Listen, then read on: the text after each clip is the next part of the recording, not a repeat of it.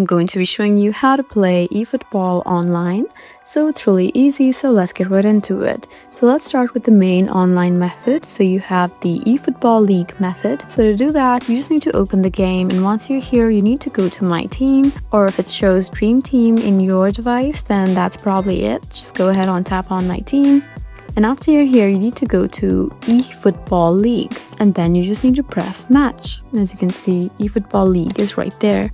Just go ahead and tap here, continue, and select your category. You can just tap on PvP category where you'll compete against other users. Now you can just tap on to match and you're good to go.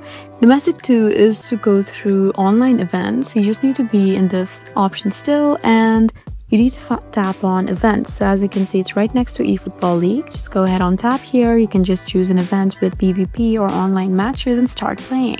And you can earn rewards while playing online. You can also try playing with friends. All you need to do is find a friend match. Go back again.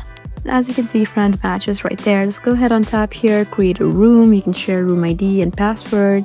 Your friends can join and you can start matches. Some of the requirements for it are that you need to have a stable internet connection, you need to have the updated version, and you should be signed in to your account. So there you go.